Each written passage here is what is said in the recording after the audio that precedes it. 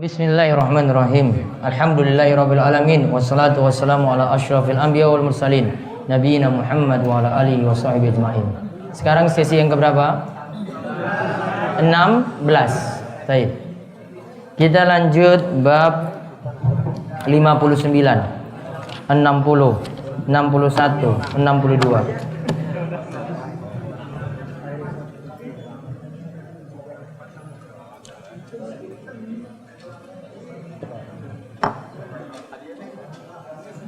Kuis lagi? Apa? iPhone.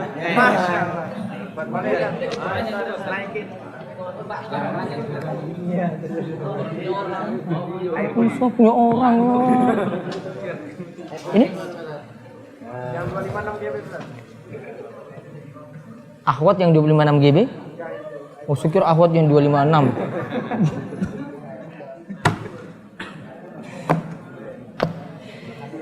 Baik, judulnya berprasangka buruk kepada Allah. Dituliskan apa tujuannya bab ini.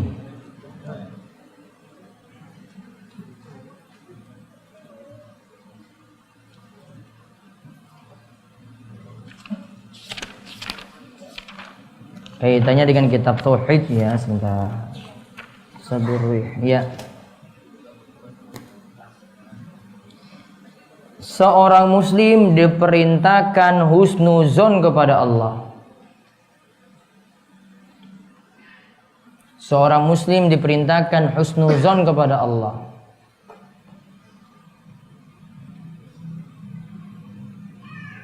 Sedangkan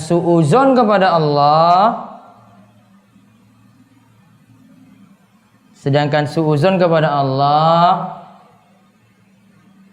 mengurangi tauhidnya,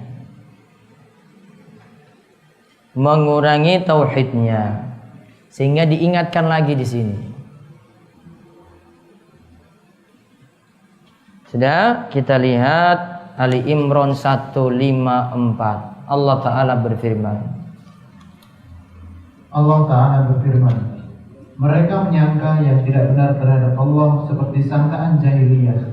Mereka mengatakan, apakah ada bagi kita barang sesuatu hak campur tangan dalam urusan ini? Katakanlah, sesungguhnya urusan itu seluruhnya di tangan Allah.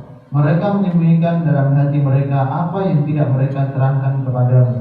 Mereka berkata, sesuatu ada bagi kita barang sesuatu hak campur tangan dalam urusan ini, niscaya kita tidak akan dibunuh dikalahkan di sini. Katakanlah, sekiranya kalian berada di rumahmu, niscaya orang-orang yang telah ditakdirkan akan mati terbunuh itu keluar juga ke tempat mereka terbunuh. Allah berbuat demikian untuk menguji apa yang ada dalam dada kalian dan untuk membersihkan apa yang ada dalam hati kalian. Allah Maha mengetahui isi hati. Nah, lihat di garis bawahi, mereka menyangka yang tidak benar terhadap Allah. Yazunnuna billahi ghairal haqq.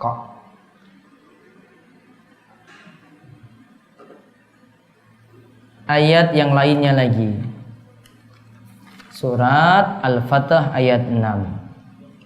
Allah Ta'ala berfirman, mereka itu berprasangka buruk terhadap Allah. Mereka akan mendapat giliran kebinasaan yang amat buruk. Allah memurkai dan mengutuk mereka serta menyediakan bagi mereka neraka jahanam. Neraka jahanam itu adalah sejelek-jelek tempat kembali. Taib, di garis bawahi adzannina billahi dzannasau. Mereka itu berprasangka buruk terhadap Allah. Terus kita lihat tafsir dari ayat di atas. Dalam menafsirkan ayat yang pertama, Ibnul Qayyim mengatakan, persangkaan dalam ayat di atas tafsirannya adalah mereka menyangka bahwa Allah Subhanahu tidak akan memenangkan Rasulnya dan kebenaran akan lenyap. Tafsiran yang lain adalah mereka menyangka bahwa musibah yang menimpa mereka tidaklah terjadi karena takdir Allah dan hikmah yang dikehendakinya. Nah, itu di garis bawahi dulu. Mereka menyangka bahwa musibah yang menimpa mereka tidaklah terjadi karena takdir Allah dan hikmah yang dikehendaki Allah. Harusnya kita tahu ada musibah apapun, husnuzon pada Allah. Harus mulai dengan husnuzon kepada Allah. Pasti di balik ini ada hikmah. Harus apa? Husnuzon kepada Allah, berprasangka baik kepada Allah. Di balik itu pasti ada apa? Hikmah. Itu husnuzon itu namanya. Tanda sehuzunnya berarti ya sudah, saya nggak ridho dengan takdir Allah. Saya protes pada takdir Allah. Karena dia menyangka setelah itu tidak ada hikmah-hikmah yang baik di balik itu. Itu diantara bentuknya berarti ya. Ini saya sengaja ini karena kalimat ini yang paling bagus. Terus ada juga yang menafsirkan. Ada juga yang menafsirkan bahwa mereka mengingkari hikmah, mengingkari takdir, mengingkari bahwa Allah akan menyempurnakan agama Rasulnya, dan mengingkari bahwa Allah akan memenangkan agama Rasulnya di atas seluruh agama yang ada. Itu semua adalah persangkaan buruk yang dilontarkan oleh orang-orang munafik dan musyrik yang tertera dalam surat Al-Fatih. Yang tertera dalam surat Al-Fatih. Terus itu semua adalah lagi di bawahnya. Itu semua adalah persangkaan buruk karena mereka menyangka sesuatu yang tidak selayaknya bagi Allah Subhanahu, hikmah, pujian dan janjinya yang selalu benar. Baik. Lalu barang siapa lagi di bawahnya?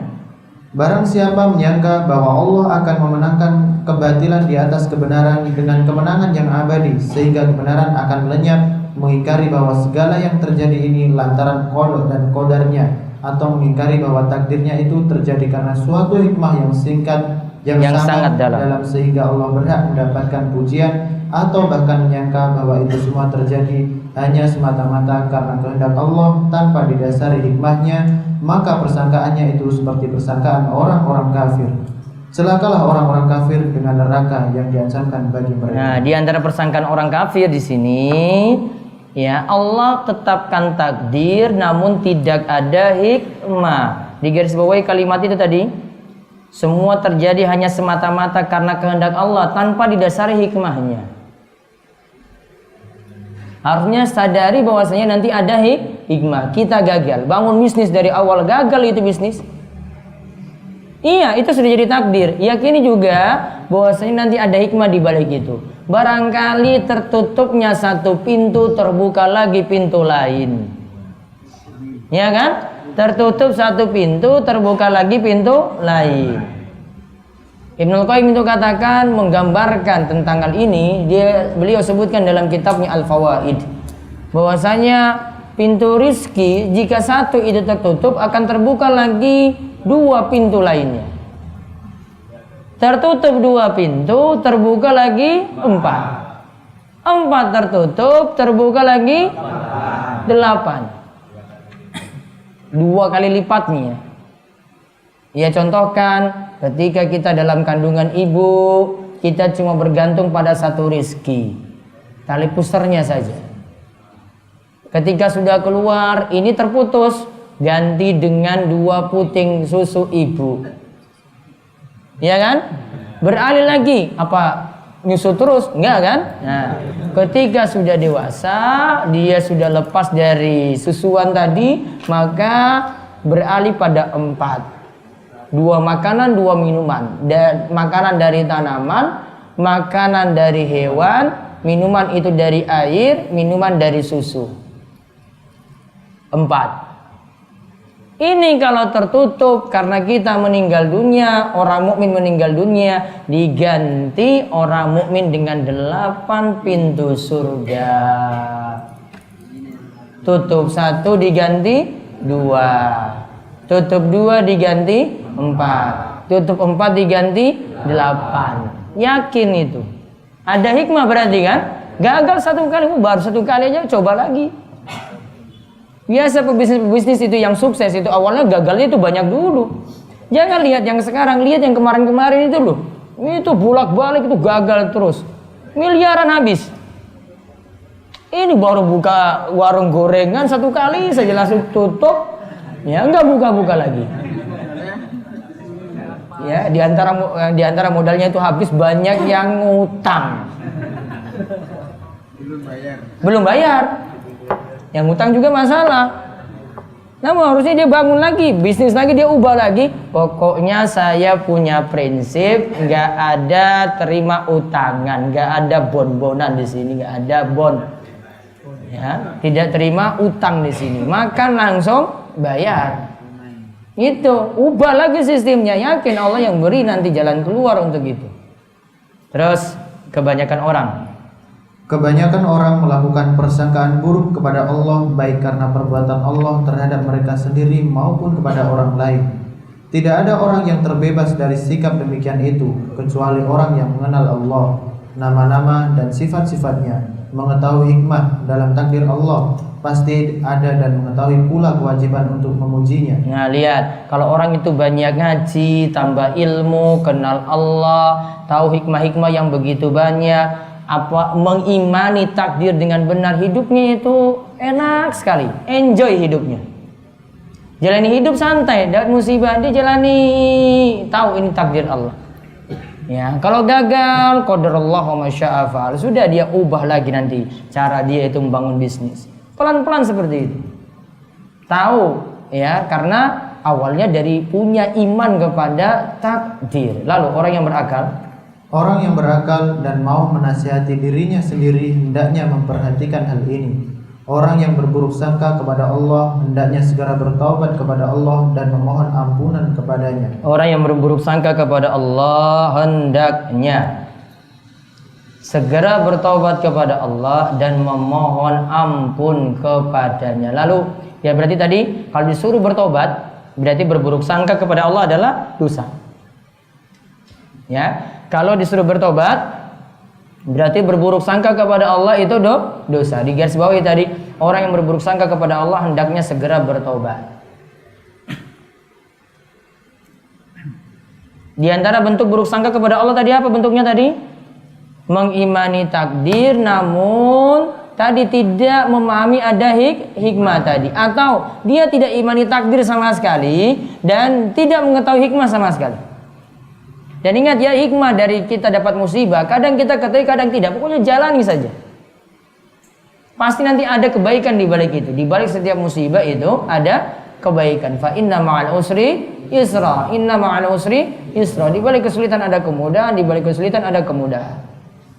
Terus apabila Anda selidiki siapapun orangnya, niscaya Anda akan menemukan orang yang bingung, bahkan mencela takdir dengan mengatakan seharusnya begini dan begitu. Nah, kalau dia katakan seperti ini harusnya kayak gini, berarti kalimatnya ini memprotes takdir ini. Mau semaunya dia, bukan menurut Allah. Pokoknya harus terjadi seperti ini. Pokoknya jodoh si A ini, saya nggak mau yang lain. Ya Allah, berikanlah saya jodoh si fulana. Kalau nggak dia, ya Allah, pokoknya dia saja. Nah, kan paksa itu. Harusnya doanya, ya Allah berilah yang terbaik menurutmu ya Allah. Yang terbaik di sisimu, bukan kita. Kalau baik menurut kita, ya kadang tidak baik menurut Allah. Asa an takrahu syai'an wa huwa khairul lakum. Boleh jadi orang itu nganggap sesuatu itu jelek, namun itu padahal baik untuk dirinya. Terus berikutnya ada yang jumlahnya sedikit dan ada pula yang jumlahnya banyak. Selidikilah diri Anda sendiri. Adakah Anda termasuk orang yang selamat dari sikap demikian itu? Baik, ada bait syair disebutkan di bawahnya, fa in tanju minha tanju min dhi azimah wa illa fa inni la ukhaluka najiyah. Terus baca artinya. Jika bersih dari buruk sangka pada Allah, dari petaka besar kau telah selamat. Jika tidak demikian, sungguh kukira dirimu tak akan selamat dari petaka besar. Berarti kalau kita berbaik sangka kepada Allah selamat, kalau berburuk sangka kepada Allah tidak selamat.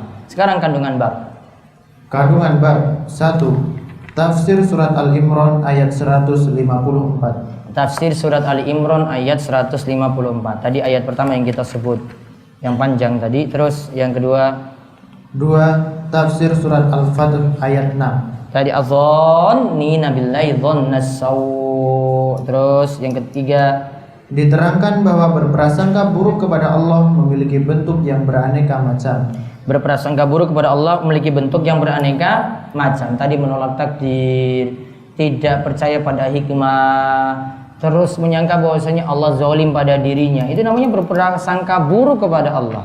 Terus yang keempat, dijelaskan bahwa tidak ada orang yang selamat dari sikap berprasangka buruk itu kecuali orang yang mengenal nama-nama dan sifat-sifat Allah dan juga mengenal dirinya sendiri. nah lihat di garis bawahi, kecuali orang yang mengenal nama-nama dan sifat Allah dan juga mengenal dirinya sendiri. Makin ngaji kita makin mengenal Allah. Untuk hadapi tadi musibah pasti selalu husnuzon kepada Allah, selalu membangunnya dengan apa? Husnuzon, berprasangka baik. Baik, kita tutup dulu dengan doa kafaratul majelis.